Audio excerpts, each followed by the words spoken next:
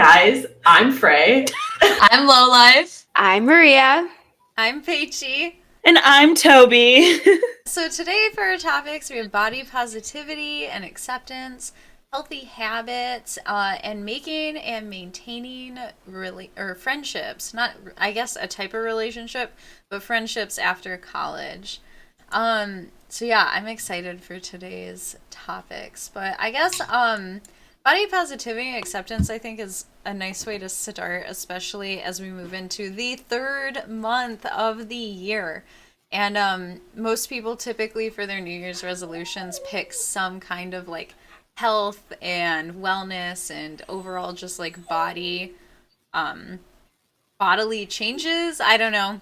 Yeah, I didn't like bodily because I instantly thought fluids.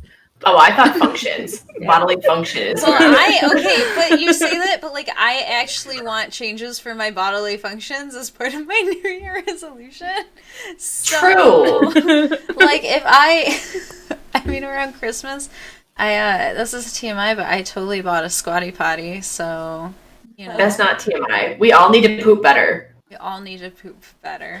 Do those actually work? Because I've seen them, but I've never actually invested in one. They do! They do. I follow a pelvic floor therapist on TikTok, and she like definitely recommends it. She was like, you shouldn't be pooping for more than like 10 minutes. I will actually send you a diagram that explains why it works better, because having your like knees up in that position is just a better way for your body to like push that out, and it like lines up your body a certain way where it makes it easier for you to go. So it's actually really healthy to have a squatty potty. If you like think back to like, you know, Neanderthal people, they squatted to poop. Like that's how they did it. So it's basically replicating that same idea. I'll send you the diagram. When I was in Japan, and this is common like a lot of East Asian countries, there's toilets that are like in the ground and you squat to go to the bathroom in them. Like not every home has a Western style toilet. It's becoming a lot more common, but like in older style homes, they still have the Eastern style toilet. And like, it's really hard. Like I couldn't use it when I went there. Straight up, my host family had to find me like, a handicapped bathroom because I couldn't use it when we were out and about, but it's better for you to go that way. So yeah, there's another podcast that I sent you guys. I think it was something about, I don't remember, but they were talking about that. I guess these girls went to I think they went to Japan together, and like one stall had a normal toilet and the other stall had like the floor toilet. Yeah. So she was like, she asked her friend, she's like, oh, like, you good in there? And so the friend with the Western style toilet was like, yeah, why are you asking me this? And she was like, I don't know what to do right now. Yeah. I feel like I would just stand. I don't think I would know what to do either. And there's just like a part, but like I'm a shy pooper, and like I have to be I'm poop shy too. Yeah, like I need to be very comfortable with my surroundings and my positioning. And it was so new, and like I even knew what to expect going into it, but I had never had to like poop that way, especially in a different, like a public, like I already don't want to go to the bathroom like that in a public place in like a Western style toilet. And then I came across it, like I couldn't even pee. I was so uncomfortable, I couldn't even pee. I could do it. Oh, I couldn't do it. I don't know. Oh no, I definitely. The reason why I know I could do it is because when we were still in college and I would get really fucked up, I would literally pee behind trees if I couldn't get home before if I couldn't get home before I had to go. I'd literally just squat and pee, and I'll do what I gotta do if I gotta go. It's not a big deal. Plus, I remember when I was like 4 and like my dad was building some house in Zimbabwe. There wasn't a bathroom that you could use when we were there. There was just like an outhouse, and the outhouse was literally a hole in the ground. And you just like squatted over the hole and you went. And if I could do it when I was 4, I can do it when I'm 24.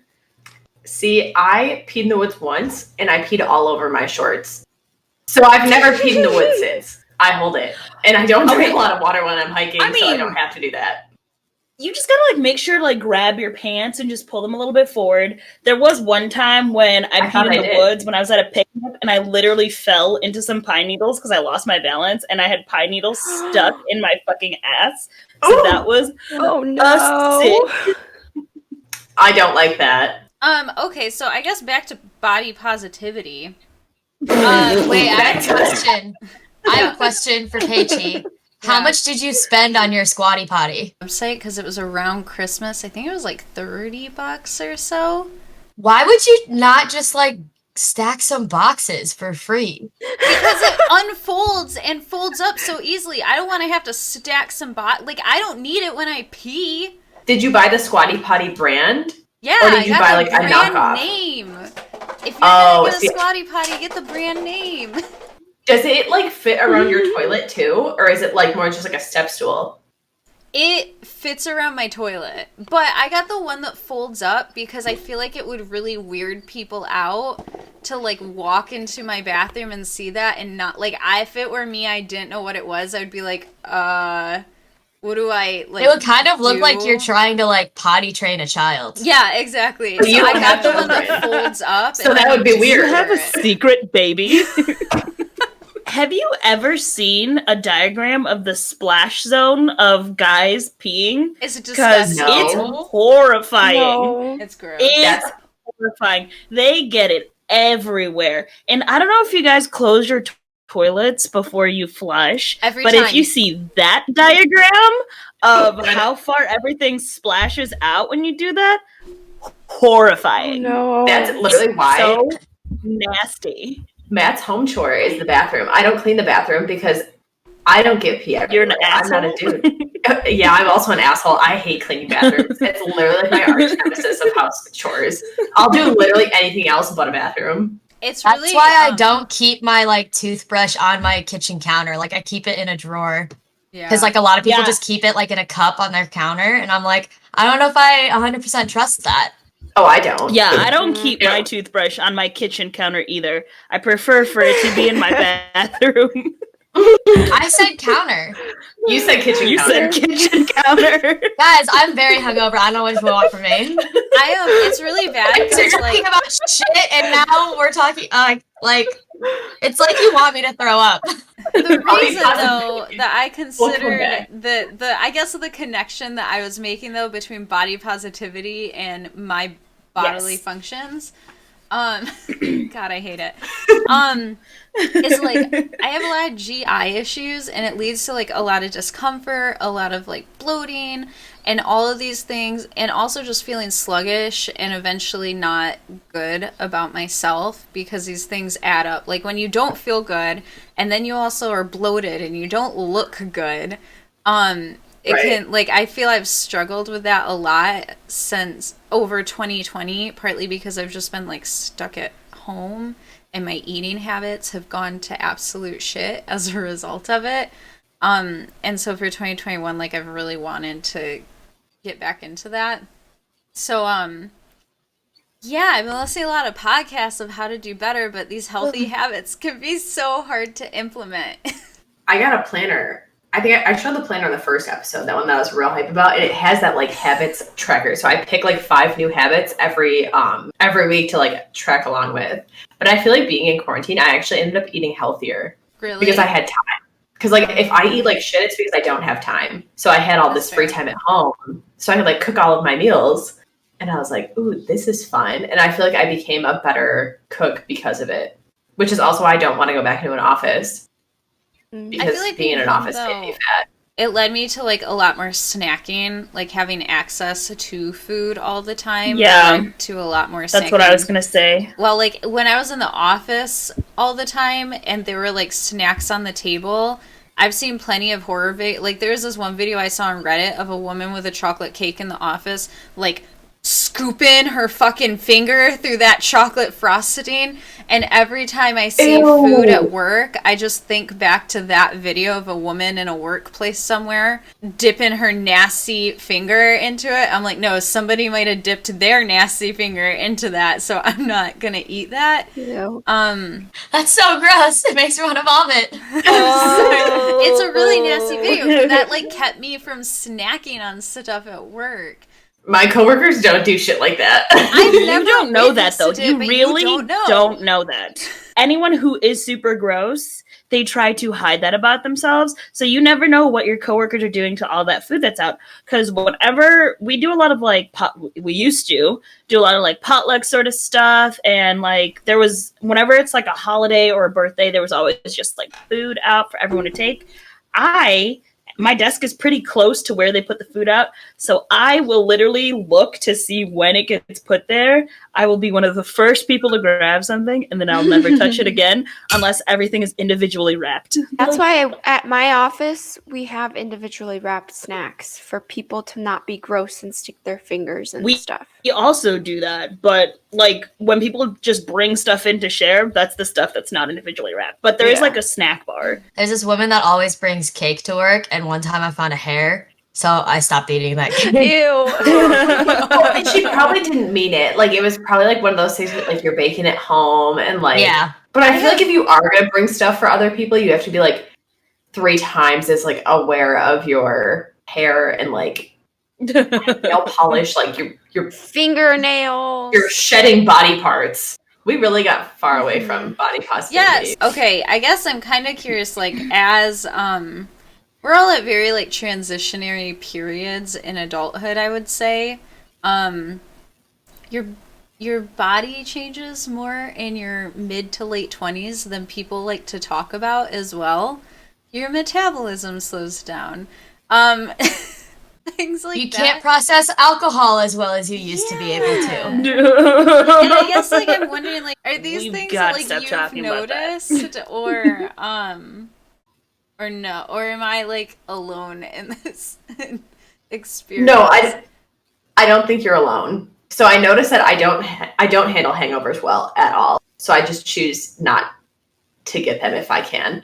But I thought that at like 25, my metabolism would hit this wall and I would find it like impossible to lose weight. And that like didn't really happen. Mm-hmm. And I'm excited about it. It could still happen. I might not have gotten to it yet, but I noticed that I hold my weight differently. Mm-hmm. Like, I look at photos at this weight in college and then I look at my body now and I'm like, damn, I look good. And like, I'm not focused as much on that number being a negative thing. Whereas in college, I was like, oh my God, I'm so fat at this number. Because it's the same number, but it looks so different. And I find that very fascinating. But I think it's also a diet thing too, because at this weight, I'm vegan at the like 160 mark, but in college, obviously I was not vegan. Mm-hmm. So I think that has something to do with it too. Yeah. That it's like a different like nutrient balance in my body. Yeah, I've like definitely just kind of recently changed how I've been eating because I realized I gained quite a bit of relationship weight. Like starting from senior year of college to now. And I've just been like working a lot on like my health.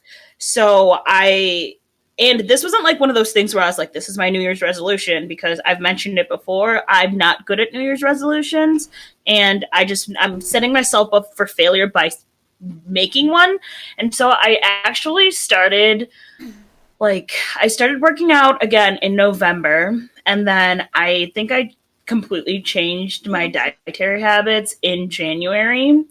And it's honestly been going pretty well. Like, my boyfriend says that he's noticed some changes, and I've been losing a little weight, but like, oh my God, it takes so much longer than it used to.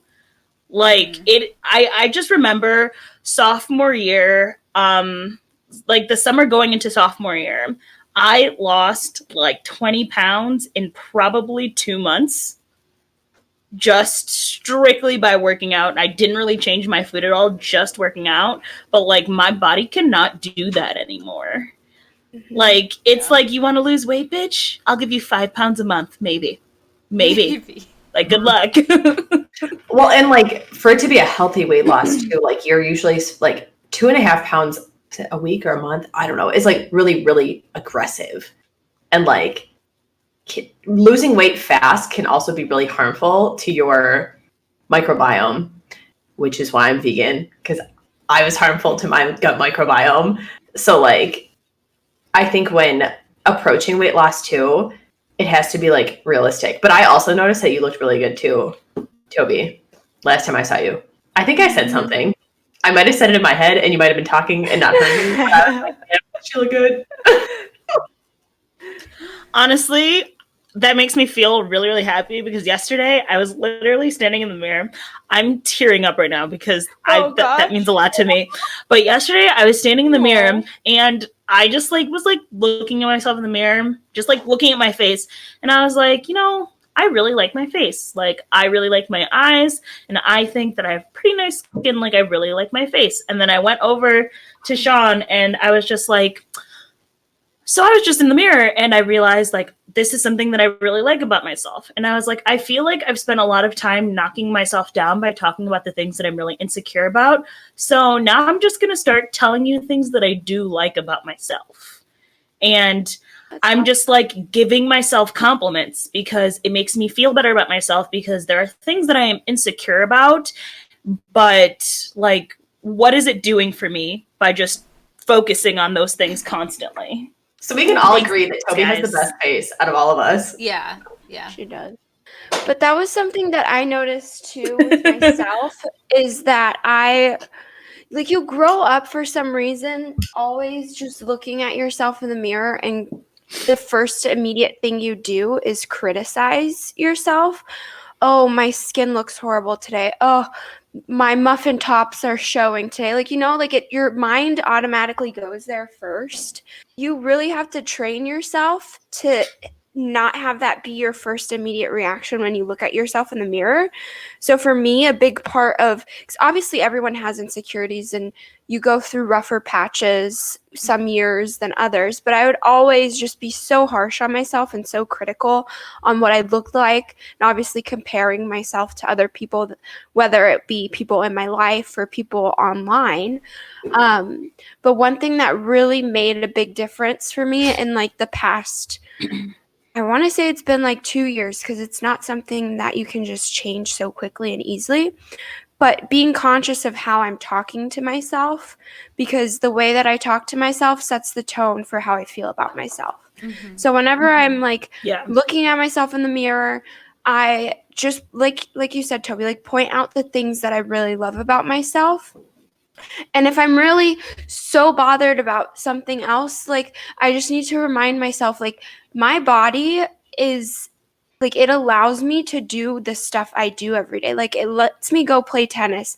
It lets me, like, it helps me live this life that I want to live. And I'm so thankful for it. So just having that just mind switch of instead of just being so mean to myself, just being grateful for the body I have and all that it allows me to do. So that's something that's been a little like transformative for me in the past 2 years. And like I said, it hasn't been easy. Like it's not easy to just make that switch mentally. It's something you have to kind of nurture and just cater to over time. I found that it was easier to compliment myself when I started complimenting the people I loved more. Mm-hmm. Like telling like one of my best friends, I was like, dude, you literally have the nicest butt I've ever seen. And like, and she was like, I do have a nice butt. And I like to give my friends confidence and like seeing what I see. So it's like telling them how they look in my eyes because it's always positive. Like no matter what they don't like about their body, I'm like, bro, but you have so many great things. And I want you to know what fantastic things other people are seeing. And I noticed that it was easier to be nicer to myself and I was nicer to the people around me. And not even like nicer, but like pointing out those things and like offering up those compliments more often. Yeah, I think going off of that, like your relationship with yourself is going to set the tone of your relationship with others and vice versa. So like for me, body positivity has been like a very long process. Because in high school I struggled a lot with like my relationship with food and eating and like would not eat for long periods of time just based on like my own like self-worth and ideas of like what I'm deserving of and like what would be, it's like a very not logical argument, but the idea of like if I was like thinner or if I looked a certain way, like this would not, like this positive thing would happen to me, even though like it's not logically there. But then I found that like it also ended up affecting my relationship with others, how I saw other people, and it would be like a much more negative light as well. And so, you know, as I kind of like got through that and worked like on my mental health and just overall my like appreciation for who I am, I found that like my ability to develop friendships with like especially other women got a lot better too. Like I think during that time period I didn't really have any valuable like female friendships, partly just because of like, you know, there's like a jealousy aspect of it of like I don't feel good and I'm going to be compared to her or like these sorts of things. And now that like I think that those kinds of thoughts will probably throughout my entire life creep up, and I think it's always something I'm going to have to deal with. But like having other women around me that are also like positive and offer positivity and like are frank and honest too about like their own relationships with their body and how they see themselves is very transformative in like my own ability to stay in a healthy, comfortable zone and not fall out of that.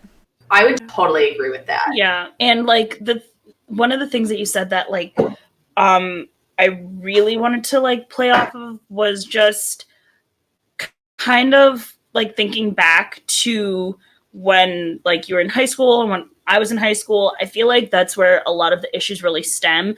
And you mentioned like you didn't have a lot of female friends because you compare yourself to them and then it just like hurts you. And I really do think that that is a major issue for not just you, but for all women with insecurities. It's just that you're like constantly comparing yourself because body dysmorphia is so real. Mm-hmm. I think back to when I was like a freshman to senior in high school, and I have showed pictures. I've showed people pictures of myself around this like time range where I was like, I thought that I was so fat. I was so disgusted by my body, and I was so insecure.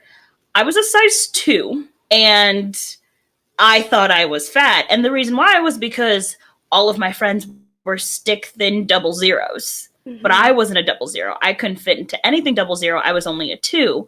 And I'm like, oh, you should look at these pictures. And I'm like, wow, I would prefer to be there now than I am now. Like it's just so weird how you can't see what's actually in front of you at the time. And when I think back to like that like 16-year-old me, I'm just like, you really, really needed help. And nobody saw those signs because I think it could have gone really poorly for me, but somehow it didn't. And like, I just think, you know, teen girls and boys just need a little more support when it comes to their own personal insecurities. At that age, I feel like it got fed into as well, because like I would have other girls call me skinny and compliment me, but like, well, like how they saw it as a compliment, but it was actually like still even more damaging because it kind of pushed that mentality and that idea even more.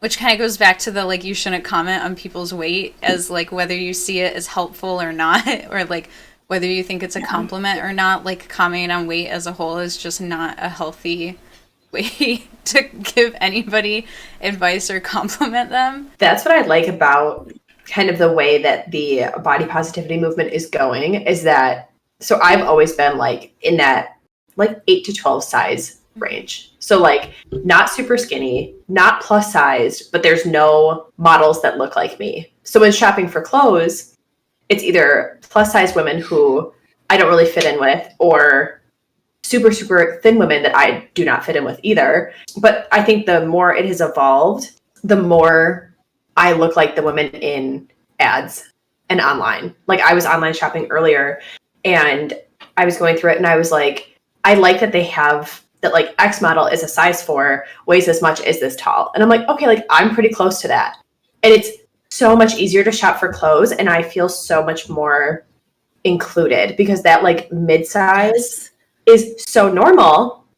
I look pretty similar to most people in my life, but I don't look similar to literally anyone on Pinterest. And I've noticed the same thing for guys too. And I think that it's a lot slower for men, but most men don't look the way that male models do. No one looks the same. No one looks like how they do it in the ads, and it really bothers me. And I feel like it's a lot slower for men, but I feel like the issues are still there for men the same way they are for women. They just aren't spoken about as much. Like you don't see as many male body positive influencers as you do women. Like there's just like this gigantic laundry list of women body positive influencers, and like the men's list is like this big, if any. Like when we were talking about ads and advertising and like how it appeals to men and women, like what's being moved, I think it's really important, but also makes me wonder about like how it's being commodified. And I am always skeptical of women being marketed to as a whole, because we already are like such a huge buying power that people really capitalize on, and often in more negative ways. And so, like, it's such a double-sided coin where double-edged sword, where I'm really happy that women are having this kind of diversity and that we see it, but at the same time, it feels like it's only being done for the sake of, like, getting our money. While men, I don't think that is there as much, because they're not as such, there's not such a strong driving power to purchase these types of products that would be like shampoos and soaps and like all these things that like women are known to really spend a lot of money on, or like makeup and things, and that like men aren't. And I don't think the solution should be like, well, men have to buy more shit to get their advertising to reflect the population a bit more. I don't really know like what a solution is there. I feel like when you're shopping, you kind of have to look at brands who are doing it for the likes and for the clout, and then brands who like really honestly mean it. Yeah. And I think it's a lot more of the smaller brands. Like I would find it very hard to believe if Johnson & Johnson was like, we're really going for it. Like, yeah, fucking right. Bite me. Johnson & Johnson is getting sued constantly. Just constantly. Every day they find a poison in their products. But what I wanted to say, that was coming off of something Paige just said, was I was watching, I can't remember exactly what it was, but it was something that was comparing male and female equivalent products. But like they're like personal care products, like hygiene care products. And also they were specifically looking at like hair regrowth products. Mm-hmm. And if you look at the same formulas, but you look at the packaging for males and the packaging for females, the one for males costs less than the one for females, but it's the exact same thing. The only thing that might be different is maybe like the dosages that are written on there, but the chemical composition is exactly the same. And like a lot of doctors will just recommend that you just go ahead and buy the male product, but just use it with the female instructions because it's the same shit. It just costs less. It's like $20 less. That's why I use men deodorant. I was like, why would I buy a separate deodorant for me and for Matt? We'll just use the same one. I use male razors. They last so much longer. And they're cheaper. Oh my God, yeah. And for I also use male razors. Is for the amount of surface area that women have to shave, why don't our razors last longer? Why don't they work better? I shave the whole thing. That's a lot of shit. That's a lot of time. It's a lot of time. Can we talk about the time? I have to do that on the days I don't wash my hair. Like, that's how I balance it, because otherwise I'm in the shower for 45 minutes. Yeah. Yeah. Another kind of, I don't know, this is segueing a little bit, but still kind of about body image and perception, but I don't know if any of you will necessarily, like, if you've ever had this thought, but I used to think that I needed to, like, be able to control my body and be very skinny in order to compensate for the fact that I'm not white. Because I thought that being an Asian woman, I was half as beautiful as the next white woman. So, like, in order to, I guess, kind of compensate for that, I needed to change something. Like, and I was probably like a high school kid. It's not like I could like get a boob job or like do any like extreme makeup or anything because like my mom wouldn't pay for it. So like the only thing I could control was how much I exercised and how much I did or didn't eat. So I feel like that definitely contributed to like me trying to look the way that like I thought that I needed to in order to compete with other women. I don't think that's outrageous either. In the society that we live in, I feel like skinny white women are put on a pedestal that's so much higher than everyone else. But that's like 1% of what the population looks like. And it's like, ew, gross. I think it's What? also okay. The only reason I'm laughing this hard is because it reminds me of this like thing that I saw on Twitter that basically was just like, y'all love the most vanilla white men for no reason. And it's it's just like the most plain looking people, and they're just like, oh my god, I die every time he walks in the room. And that's like basically like what you just said. Like that's what it made me think of, because like remember when we were talking in the last podcast about like outrageous things men have said to me. It literally, that's exactly what Lo's talking about. You're pretty hot for a black girl. You've already knocked me down. Like, you knocked me down some points because of my race. And like, what the fuck is that? That's just kind of fucked up. Yeah. So it's like we're already not starting on the same level. Yeah. I think like also, you know, like men who are not white deal with like very similar issues too, in that like the like how the body is perceived is very much objectified for people of color. And so like I know at least in the experience of like a lot of Asian men, the like opposite of feminine, you know, like feminizing the like Asian male body and what you see. And like I know it's gotten a lot better with in the US with the rise of like K-pop and things like that, and people opening their mind a lot more to like beyond just the stereotypical like white dude on the fucking Bachelor who looks the same as the dude from every season prior. And I think like that also goes hand in hand though of like what you're exposed to too. So like if you grow up in a community where you only see white people, like I can see how people are having like they have a hard time understanding beauty and attractiveness outside of that framework because they haven't been exposed to it otherwise, which just goes back to the importance of representation.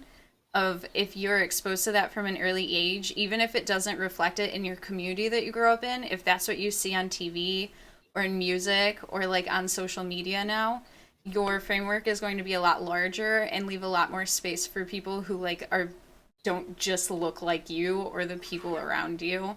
And then you hopefully won't say stupid shit in the future too towards other people. Yeah. It kind of makes me think of how Dove does like the more body positive ads.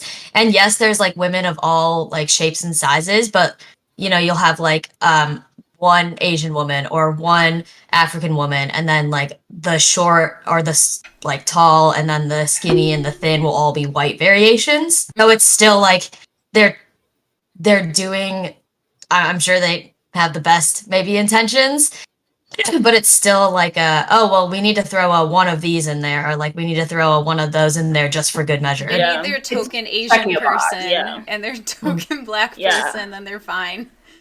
Mm-hmm. It's not enough. I don't want to see different types of people just because you're trying to hit a racial quota, or because you're trying to hit like a body type quota or something like that. Like it shouldn't be like surprising that there's someone who looks different from what we usually see. Like there shouldn't be, oh, this person is different.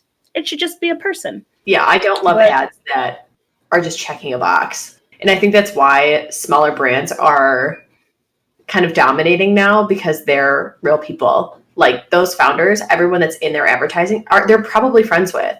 They're probably people that they know through their personal network. So it's authentic, and it looks like the people that you actually see out on the streets. And obviously, like, people in ads are people that you see out on the streets, but they've probably been photoshopped smoothed out. The lighting is perfect. All of those pieces of clothing are tailored to fit them perfectly. Mm-hmm. A majority of the things that you buy in the store don't fit you absolutely perfectly.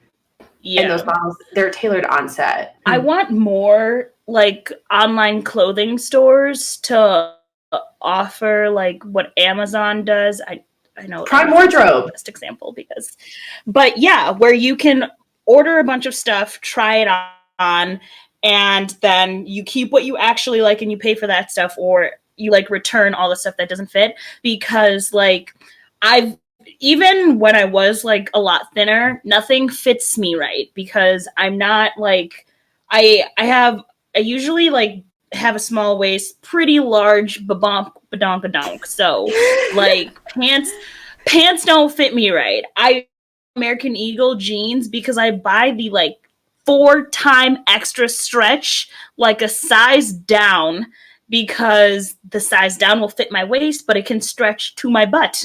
So, like, it's really, really hard. And also, what's up with the inconsistency in sizes? You can be, like, a 12 in one store, but, like, a 16 in another. Mm-hmm. And then that day that you walk into that store that's weirdly small and you try on those too big of a pair of jeans, you're just like, I'm disgusting.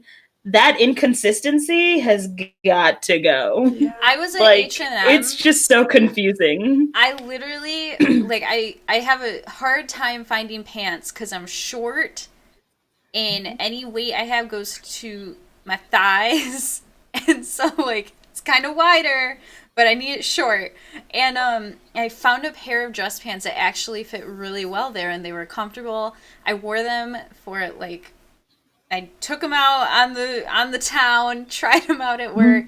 They were comfortable. I went back because I was like, I need more. It's so hard. Literally the same pants, just different materials, same size, and they did like some fit and some didn't. And like the only difference was the colors and the patterns. And I was just like, what is happening here?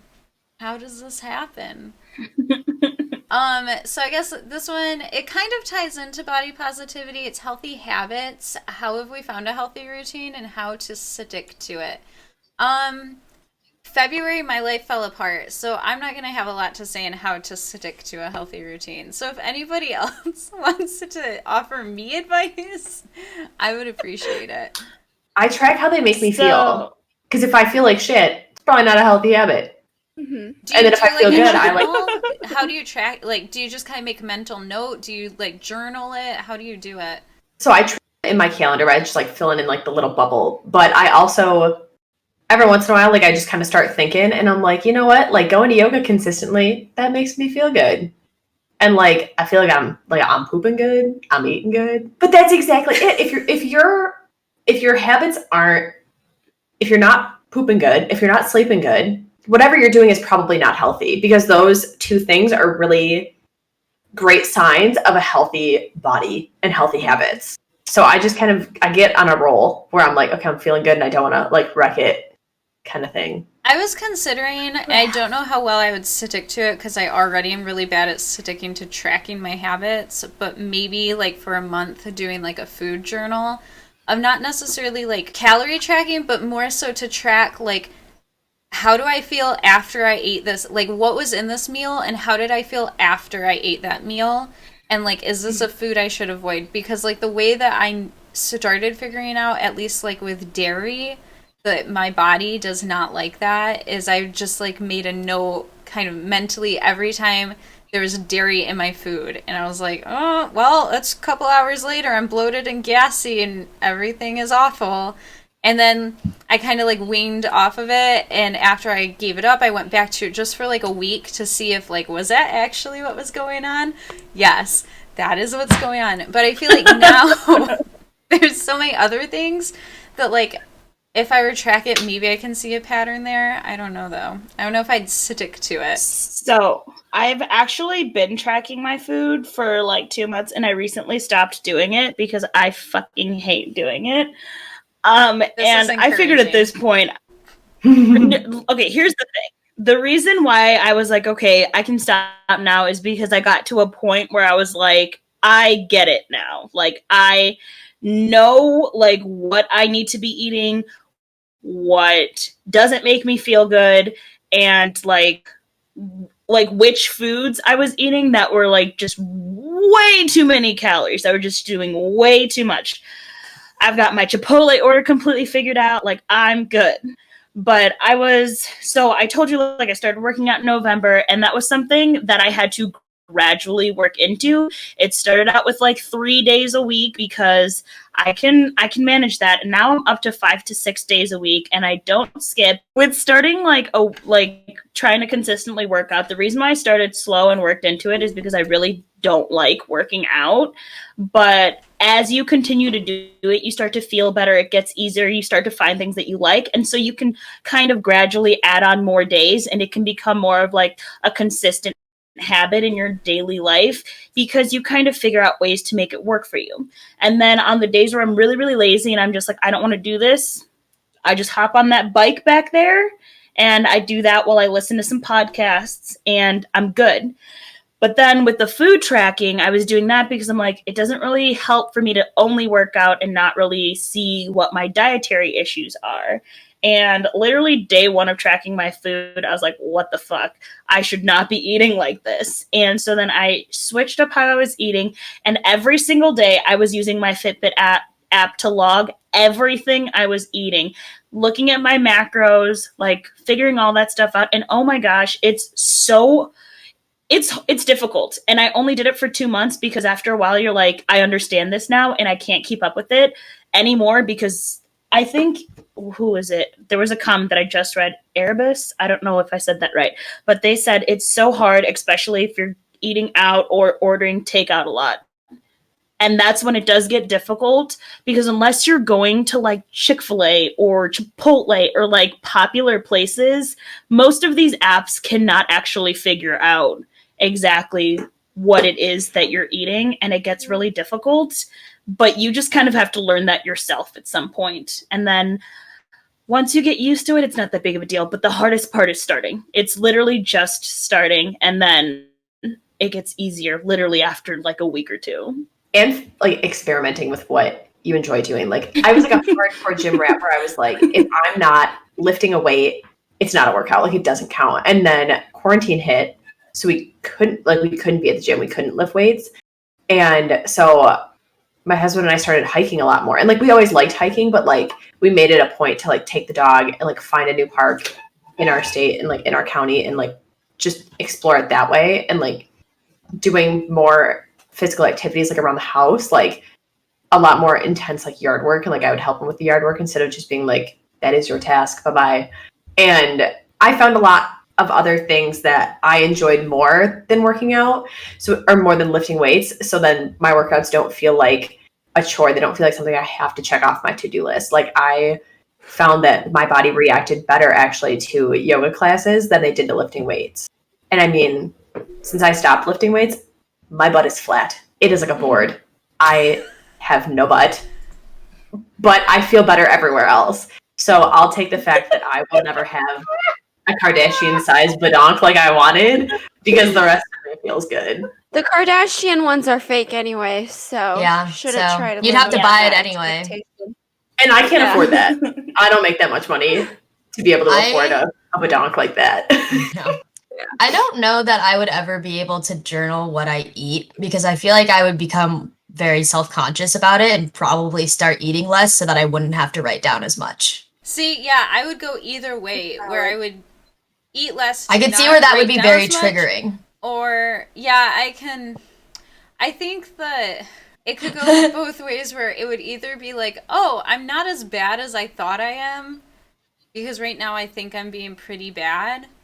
Or it'll be like, oh my god, you're so much worse than you thought you were. What the fuck? You were Jabba the Hutt this past month. Like it could go either way. Jabba the Hutt. And I don't think that there's an in-between on it, which is another reason that I'm kind of reluctant, especially given, like, my relationship with food in the past. Like, it's a very, like, walking on eggshells when it comes to, like, dissecting what I eat and when I eat. I used to have a very similar relationship with food. When I was lifting and like doing things competitively, it was like a weigh yourself every single day to kind of like track your progress. And then, I mean, you guys were there. That was not a good time in my life. And then, but like, I really feel like I learned a lot about myself. Okay, side note. Anyways, so I still weigh myself every day, but I step on the scale with the thought in my head that this is just a data point. And I'm just taking all of these data points to kind of get a general idea of my health in my body, because then I'm also looking at other things. And I track my weight in an app that's not weight focused. It's focused around like my other like bodily cycles. That's just another data point on kind of to measure how I feel with everything else too. So I felt like changing the way that I thought about tracking my food and tracking my weight as just a data point in the rest of the grand scheme of the things that are my body, it was a lot easier to look at all that information and not focus it directly into my person, but just to be like, okay, like here's all of these like charts that I've like pulled out of what I do. And it was an easier way to look at me holistically. Guys, do you know what I'm realizing throughout the course of this conversation? It is impossible to give someone good advice about like what to do to help with your like body image. It's just so different per person, because Frey, listening to you say that you check your weight every day, I could never. I don't want to know that information, because if there's a fluctuation, I'm going to flip out. And I'm going to be like, what am I doing wrong? Like, I don't want that kind of information given to me on such a like consistent frequency, because it's just, I feel like it'll be a huge setback for me. But for you, that works. And then Paige, you're saying you're not sure I want to like look at like tracking my food because it could like also cause you to spiral. But like for me, it really worked, and it was like something that was super beneficial to me. So like, it's just so different per person. It's just like individuality. Really yeah, exactly. There's no one good way to do this. Yeah. It's just, I don't know. I think you just need to be conscious of what triggers you and what you're comfortable doing for yourself, and finding ways to track or maintain healthy habits that you know are going to work for you in the long term. Because I'm the same way. Like, I could never track my food. I've also just had bad relationships with food in the past. If I get to the granular level where I'm like tracking every single thing I eat, I'm going to drive myself insane. So I think it's just being conscious of what you can, like yourself can take and handle. And then go from there. And that all, you can like experiment with things. It doesn't mean that you're going to know right off the bat, like what's going to work for you. Like, try different things out, and then eventually something will stick. I think we're really focused on weight right now too, but there's so many other healthy habits that aren't weight focused, like drinking enough water. Mm-hmm. Because I know that there's days that I look up and I'm like, I've only had, for the most part, they're usually reusable, but like one size of this, not very big, definitely not enough water that I need during the day. And like really tracking those things too. 20 ounces. Yeah. I'm always dehydrated. Not necessarily because of my drinking habits, but like as a person. And then my drinking habits don't help. All right. And then you kind of got to think like, okay, if I drank so much that I threw up 4 times, I probably need a little bit extra water today. You know how the recommended amount of water is like 64 ounces a day? I will pee my pants if I do that, though. I call bullshit. I would pee so much. Bullshit. I cannot do the 64 ounces. It's too much. I met with a nutritionist a long time ago, and she was actually talking to me about the water thing. That's like a recommended, like just general amount for people, but it really depends on your body and your body type and how your body processes your nutrients. So it's not everyone needs to drink 64. Some people need to drink more. Some people need to drink less, but it's just a good baseline. Okay, wait. I want to read a comment from Erebus that says, I saw something the other day that the study saying 64 ounces a day was misinterpreted, and the study goes on to say that most people will get a majority of that through tea or coffee or juice. So even caffeine dehydrated you. So it's the milking. That what? The milk in coffee will dehydrate you. So if you drink a lot of it, no. They say like coffee does, but coffee's made with water. It's the milk that you put in it. It's a diuretic, no, so it will make you pee. Will definitely dehydrate you because it'll make you pee. But there's a certain... So I talked to like a doctor about this, and she said that actually 1 to 2 cups of coffee a day is hydrating. But if you overdo coffee, like if you're literally only drinking coffee throughout the whole day, that's when it's going to start dehydrating you. But 1 to 2 cups of coffee, the amount of water in it is going to be more hydrating than the diuretic effect of the caffeine in it. But you should still probably drink straight up water occasionally and not rely on the coffee. Yeah. For sure. Yes. This one time, I came home from like this mega day-long meeting, and the only thing Matt had consumed was an entire box of goldfish and coffee. And I was like, dude, you need like real food and some water. And he's like, why? I'm literally fine. And like this man was vibrating. I was like, dude, like you need water. You had too much caffeine. He's like, blah, blah, blah, blah. And I was like, oh my God. Vibrate right out of your chair, dude. Have you ever tried to quit caffeine? I tried one time and got really bad headaches. And I was like, you know what would make this headache go away, right?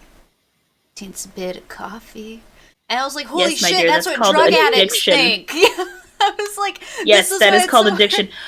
Coke addicts are like, caffeine is a drug. You know how I'd stop feeling so bad? A little bit of Coke. And I was like, this just a little hit? Same thing. Yeah. That's why I will never quit coffee. I've always been a big coffee drinker. I have a coffee cup tattooed behind my ear, so I feel like I just can't quit because it's permanently on my body. Then you'd be a poser. Exactly. So I can't quit. I've never even had a sip of coffee. You've never had what? A sip of coffee? Are you serious? A sip of coffee. I think you're I've never even tried coffee before. No, I'm not from Brazil. 100%. I know I'm from Brazil. That doesn't mean anything. My parents don't drink coffee, so I've never had coffee growing up. It wasn't a thing in my house. And so when I left for college, I wasn't in the habit of drinking coffee, so I never would go and get coffee. How did you I've never even tried coffee in my life. How'd you get through college without coffee? Have you ever had caffeine? Yeah, in soda. I've had caffeine in soda, but even when I do drink soda, I'm usually drinking Sprite, and that doesn't even have caffeine in it. Have you had tiramisu? No, never. Have you ever had an espresso martini? No, I've never had it. I've never tried coffee. Dang. Wait, so you've never had a Red Bull or a Bang or anything like that? No, I've had a Red Bull one time, a vodka Red Bull. One time. But vodka Red Bulls are gross. I hated it. I actually hated it, and I was I was bouncing off the walls. I was not feeling normal after I drank it. Vodka Red Bulls are what I imagine crack would be like. Yes. Seriously. It was an out-of-body experience. They are far too much. Can you still buy 4 Loko? You cannot buy the original recipe. Okay. I fucking loved 4 Lokos back in the day. But if you want to if you want to kind of replicate it, just take your 4 Loko and a Red Bull and mix that shit together, and it's generally the same thing. But 4 Loko, they switched the recipe because people were dying. Yeah. Because I'm sorry. They were it's not funny. It's not funny at all. But so they didn't want to change it. They were like, fuck you guys, we're not changing our recipe. It's not our fault. People are dying, they're drinking alcohol. Alcohol can kill you, blah, blah, blah, blah, blah. So they weren't changing anything about it. But then it started getting banned in every single state.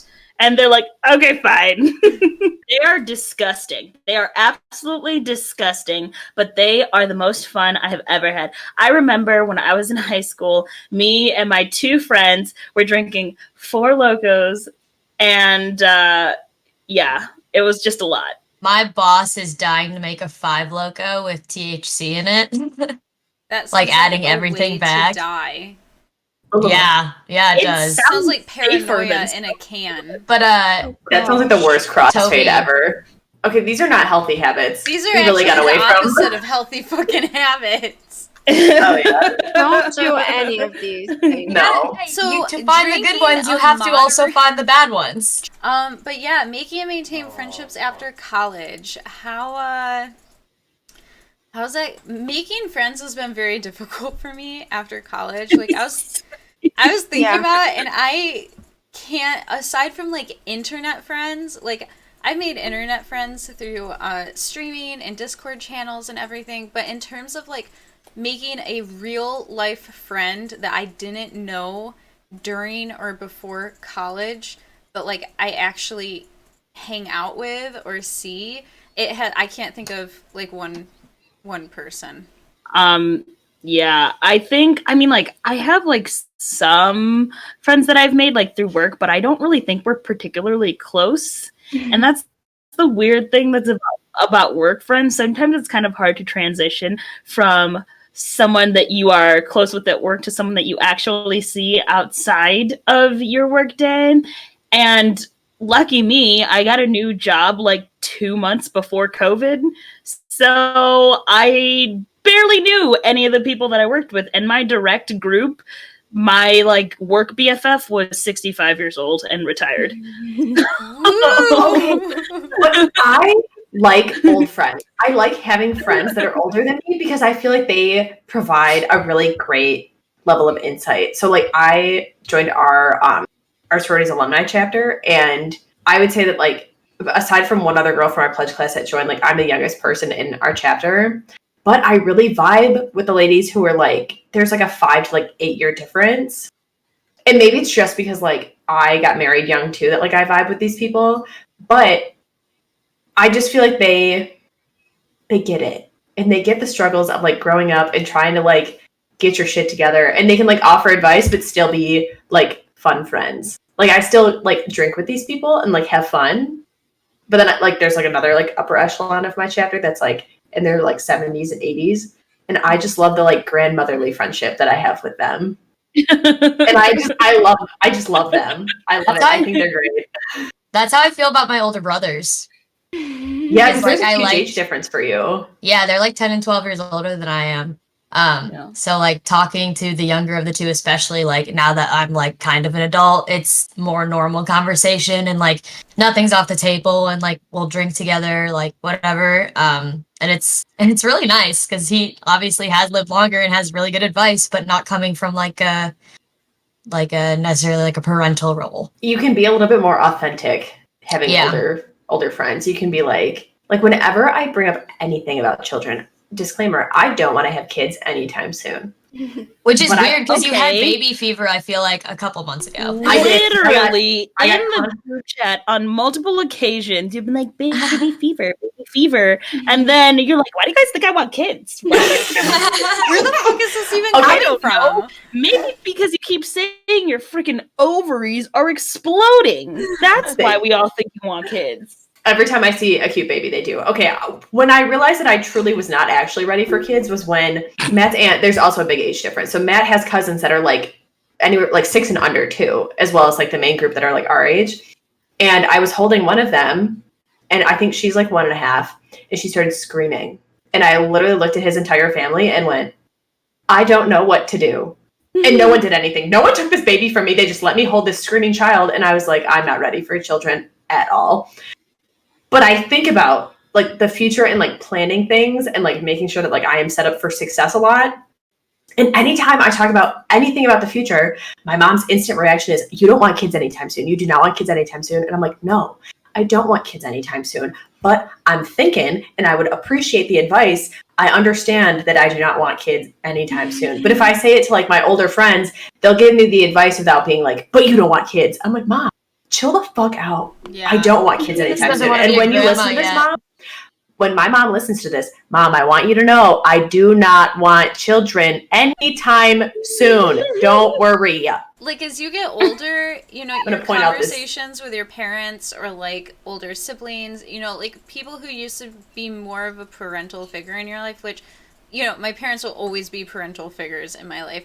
But, like, you can have a lot more open and honest dialogue with them because you can't ground me. I live in my own damn house. And, but, like, you know, but they also, like, I'm sensitive to the fact that my mom is always going to want to be a mom, and she's always going to want to mom me. It's in her nature. Yeah. It's like what she like had to deal with for my whole life. But like older friends who, like in your case, Frey, I feel like they can offer all this insight without the kind of like wall there of I'm a parent. Like they can offer a lot more like level-headed. They're not invested in your future, like they care, but they're not literally invested in it in the way that a parent will be. Right. They're not going to be tapped to be the grandparent. Did you see Sweezy's comment? My grandma has been slipping in talks of great-grandchildren to me. Same Z Sweezy. Matt's grandma has done the same thing to us. It's worse. It's worse from the grandparents though, because they'll just be like, I don't have very much time left, and it would be nice if I could meet my great grandbabies. Oh, that's the worst, because then you feel guilty, and you're like, I'm not ready. I can't afford it, but here you are telling me. Yep. I know you're gonna die soon, but please just hold out a little longer.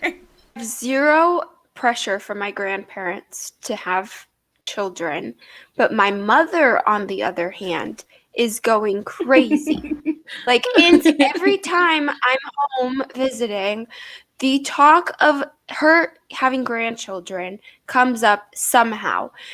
Her big thing is that I need to hurry up and find someone to marry and then have like children with, because she wants to be a young grandma so she could teach my kids how to play tennis, and she needs to be young and fit to be able to play tennis to teach my children how to play. That's cute. That's some cute shit. I can't escape that conversation with her. She just talks about it all the time, and I'm like, Mom, I don't even have a boyfriend. How do you want me to have children? Like, it's not happening anytime soon. But she just insists every single time. You don't technically need a man to have children. I know, but top them out, single mom it, pay all the bills, work on your own. You're just basically, it's children on hard mode. Exactly. And if it comes down to like me being maybe 40 and not having a man, then maybe I'll think about like adopting a child, but not at 24 by myself. No, thank you. Well, that's how I'm ranking anything in my life from now on. That's blank on hard mode. I don't want to do that. I was going to say that I only have one grandparent left and we're really close, but he's like 98. So like I'm a little concerned that he won't make it to those kind of things in my life. So I also feel pressure from that, like maybe not coming from him, but just like in general wanting that and to happen. Yeah. So I feel like you can put it on yourself that way too. But like, at least for you, low life, like your brothers have kids, so you don't feel like the oldest child pressured to like have kids first. True. Like, it's only Eric and I, and then with Matt and his brothers, like there's such a big difference that like Matt and I are going to have kids first, so everyone's just waiting for like the big announcement where they're like, is it coming? So like. Because, like, we're also the oldest out of all the cousins, too, so, like, everyone's just like, what are you waiting for? And I'm like, I got bills. I realize, though, that we have gone way off course again. So, we did. I guess we can speak at least on maintaining friendships after college. I'm super grateful for social media and, like, cell phones, because the comparison of, like, my mom maintaining friendships with people she went to college with, or, like people she worked with, compared to what I've been able to do is so different. It's like, really easy for us to, like, stay in touch because, like, Peachy, I'm sending you TikToks every single day. Like, we're all in the same Snapchat groups except for Peachy because you don't have a Snapchat anymore. But we're all in the same group me. Like, we all, like, it's just easier to talk to your friends now. Whereas my mom is, like, from the letter days. And, like, I mean, like, they had phones. They had phones, but, like, like, if people moved and you lost their phone number, like, that was that. Like, unless you could track it down somehow. You're not friends anymore. Basically. But I remember, like, maybe, like, 4 years ago, we went to Toronto to, like, spend Christmas with one of my aunts. And while we were there, my mom found out that one of her friends that she hadn't seen or spoken to in 20 years lived like 15 minutes out of Toronto, and she went and saw them because she hadn't seen them in so long, and they got in touch again just because she happened to be in Toronto when she found out where that person was. Like, wow. That doesn't happen to us. And I just don't think it will happen to us because everyone posts where they live on Facebook. So, kind of related, not really. I just found this very interesting. So on New Year's Eve, we were at a small get together, and so my intoxicated husband and his best friend were like, you know who we really miss? And enter a kid from high school. So they drunkenly called him on New Year's Eve and were like, dude, we want to be friends again. And this kid was like, yeah, dude, same. And now they all hang out all the time. And I think it's just so funny how like that one drunk phone call has like revived that friendship. Mm-hmm. But I think in kind of the same vein of like everyone being more accessible now, I feel like you also have to work to be a good friend. Mm-hmm. And I think that the reason that we've all been able to stay good friends is that, and I think this is a work in progress, but like for the most part, we've all been able to explain when we're frustrated. It's not like you like get frustrated and you're like, bye, I don't want to be your friend anymore. Like there's no more like ghosting of friends. Yeah. I feel like to maintain your friendships, you have to be a good friend and you have to open up those lines of communication. And I mean, like, we're not perfect at it. Like, I know that, like, I'm really bad at bitching about things and not saying anything, but I'm working on it. And I feel like we all kind of are too, and that makes better friendships when you can be open and honest with your friends about, like, what has pissed you off or, like, what you kind of, like, need or don't need to. Yeah, I agree. Have you ever tried to revive a friendship and it failed? Like, I was really good friends with this girl in middle school, and I felt we only really, like, split apart because we went to different high schools. And then when I came back to my hometown, I also, like, she was visiting around, and, like, we never really had a falling out. I always really enjoyed her company, and I reached out and tried to do, like, a kind of, like, hey, you want to, like, hang out? And, it went nowhere, and I felt really bad. Obviously, it happened, like, over a year ago, and I still think about it, so, like... No, I just tried to do the same thing, and it was such a weird conversation. I was like, okay, that was weird. I don't want to do this anymore. Yeah. And it was so uncomfortable. I don't think... No, I haven't either. Because I had another friend like that who just moved back to our home state, and I, like, was talking to my mom, and I was like, I should, like, really reach out. And then I was like... I'd already tried it with, like, another friend from the same era, and it was weird. And I was like, you know what? She has friends. I'm good. I don't need to do that. It's just that, like, sometimes after a while, someone you may have been friends with a long time ago is very different, and you're just, like, not compatible anymore, and that's okay. Like, just, at that point, you just gotta enjoy the memories that you did have with that person, and then just, like, kind of move on in life, and that's that. Well, on that note, we're hitting our final 20 minutes, so should we move into the Q&A section? Yes. Yeah, let's do it. So, for anybody who it's their first time here, for Q&A, at the end of every episode, we do question, answer, or advice if anybody's looking for it. It's also a chance for one of us to ask each other advice as well. So usually we start with the Discord and then we move into chat questions. So one of the first ones that we got, it's from Neon Addy. Would you rather live 120 years that are comfortable but boring, or live half as long but have an exciting, adventurous, packed life? Exciting and adventurous. Yep. Take me out early as long as I had fun. Yeah. Yeah. Well, okay, I'm here for a good time. You die at 60. 60 is still pretty old. That's unfortunate. That's not that I better start hustling. 60's not that old. No, my mom's 60. Well, she will be in December. She'll kill me for putting that on the podcast, too, because she clarified. I guess, like, for me... I got a big birthday plan for her. What is But what does boring mean? Yeah, like, like I don't want to live a overindulgent life. Like I'm very happy living a comfortable life.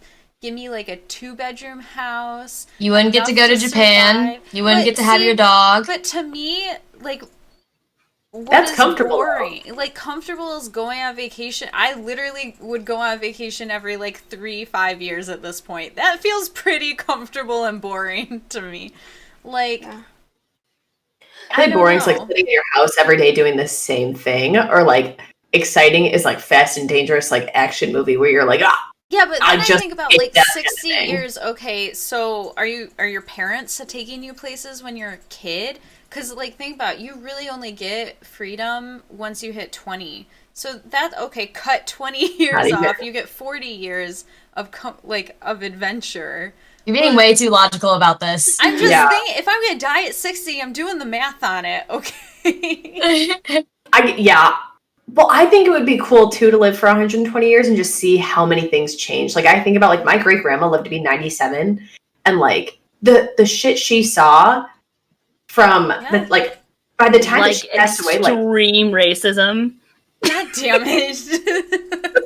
I meant like technology, but yeah, that too. The internet, but I meant like how like she went from like not having. Okay, I'm not good at history.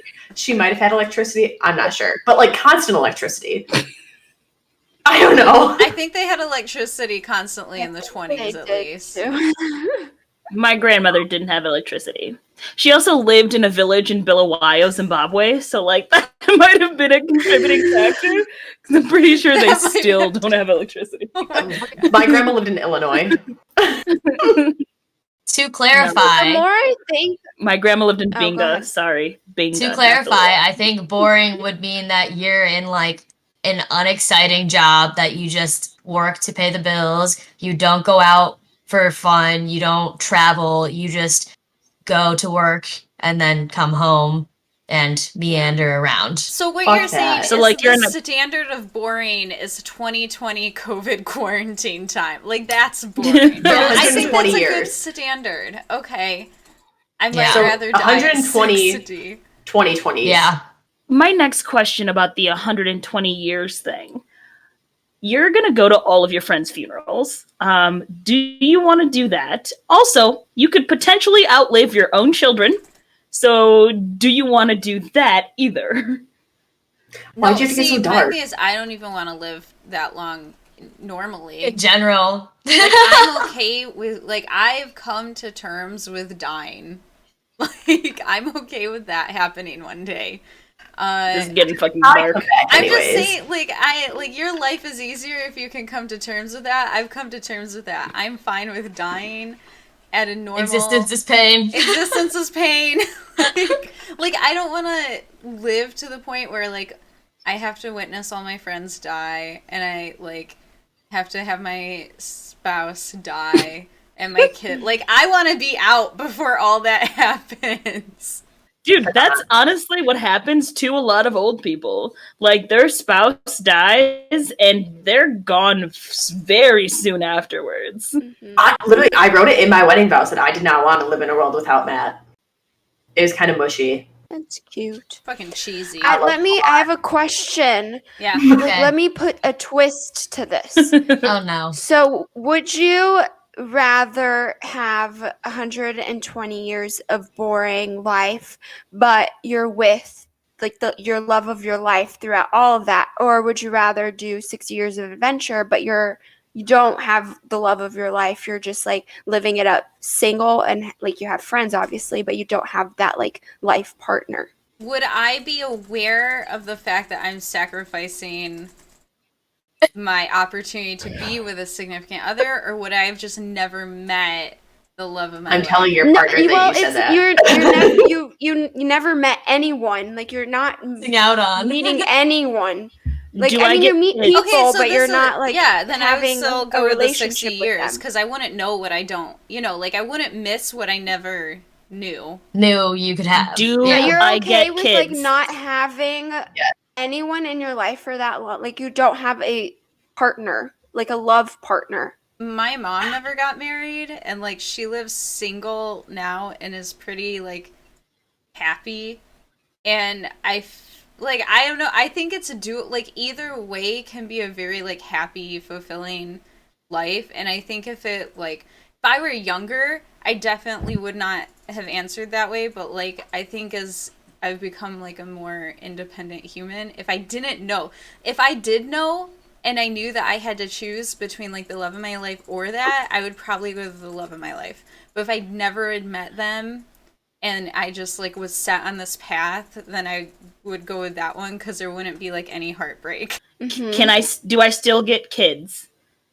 No, like you don't have a romantic partner. You don't need to have have children. a love of your life to Like have you don't kids. have anything. I know, but you don't have anything that kind of goes along with like marriage and You're like husband, backpacking children, around like the that. globe by yourself, living. That's like really tough because like I really want kids eventually, and so like the 60 years without ever having the kid, that's like kind of upsetting. But like, do I want to live 120 years so that I can have kids?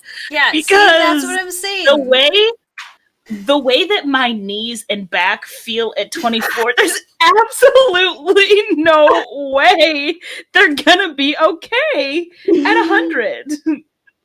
I don't know. I think I'd still pick 120 years with Matt. Okay, let's do the next question then. Yeah. This is another one. This one got Leon heated. Addy in the Discord. What are you easily offended by? Okay, I've got one. Stupid people. You say racist people? I said stupid people. Oh, but I did say racism at the same time that she said stupid people, so that may be where the crossover came from. They go That hand makes in sense. hand at the end. Yeah, that's true too.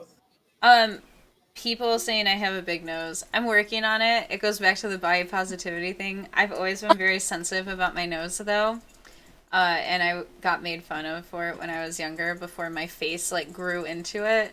So it's just, like, this deep, like, every time somebody says anything, a little part of me is like, That's how I feel about my ears. Really? But I used to be called, so yeah, actually, now I'm friends with my bully, but he called me Dumbo in 7th grade, and he will deny it. But he called me Dumbo in 7th grade, and I was really, really self-conscious about my ears. So anytime my brother and I would get in a fight, he would call me Dumbo. But he has really, really big front teeth. So I used to ask him how much wood he could chuck because he kind of looked like a beaver. Or wood chuck. So are you also a bully? Yeah, oh yeah. Eric and I used to bully the shit out of each other. I'd be like, how much wood can you chuck there, Beaver Man? And he'd be like, go fly away, Dumbo. So we were ruthless. But I get really offended when people comment on, I just think on anything about my appearance. I'm like, why the fuck would you say that, you jackass? Like, you think I don't know I have a big nose? Like, what the fuck does saying anything about it do for me? Exactly. Okay, Maria, what are you offended by? I feel like you haven't contributed yet. I don't know. I'm just trying to think about that.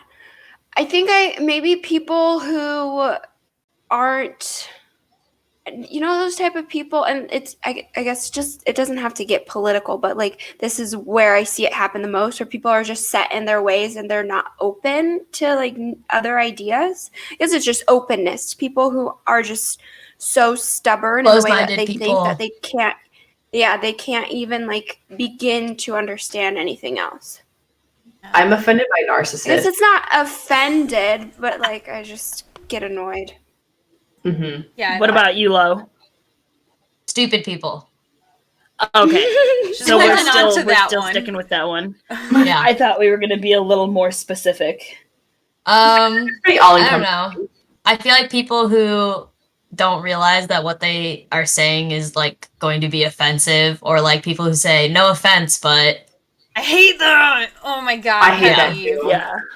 That statement shouldn't even be in your vocabulary. If you have to say that, it's offensive. I thought of one. I was asking everybody else what they were thinking because I could not think of something, but I did just come up with something. I get pretty offended by people who will like ask me things for like the Black perspective. I don't like that. Who does want like, to be the ambassador of all Black people? Thank you. Like, it doesn't happen often, but like there was an instance of there's one specific time that I remember this because we were still in school. We were at a frat party, and there were a specific person who was repping a MAGA hat asked me how I felt about Black Lives Matter, and I was just like, this couldn't be the time. And like and they specified that they wanted the opinion of a Black person. And yeah, that shit's really annoying. It's super uncool. I get kind of annoyed, but I kind of, I guess, get it whenever people find out that I'm adopted. They ask, like, if I love my parents. What? That's a question that somebody thinks is appropriate? Yeah, they're like, I don't want to, like, be rude, but, like, so, like, are you and your parents, like, close? Like, do you, like each other? Well, and I paid a shit ton of money for me. Like, no, my favorite thing. I remember we went out. I think we went out to lunch with your mom. Or no, we were standing in the house with your mom, and you said something about being adopted, and she went, "Oh, you're adopted!" And your mom was oh so my gosh, shocked, and I think I was there. Oh, it was so cute. Yeah, I think it would have been my 5th year. So one last question. Let's just yes or no it down the list, and then we'll do our outro. Okay.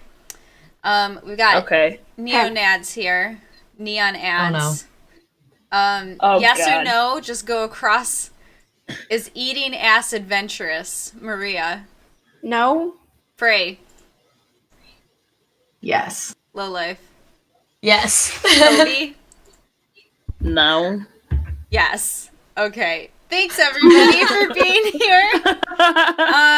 For this episode. If you've not, please feel free to join the Discord. It's a place where we can talk about Q&A, any kind of topic suggestions, and just the episodes as a whole. We also have a whole bunch of social media. We're on YouTube, Spotify, Apple Podcasts.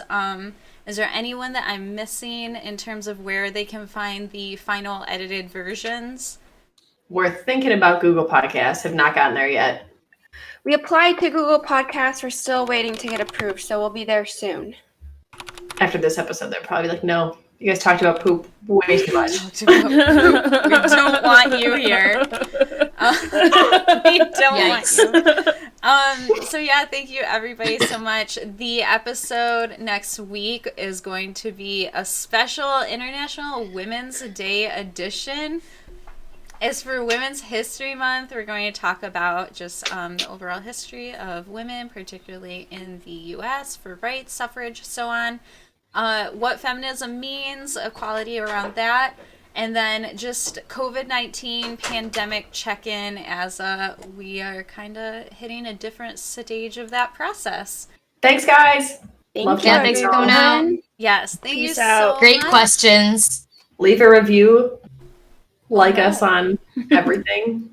Okay, everybody. Thank you so much. Bye. Thank you, everyone. Bye. Bye, guys. Bye.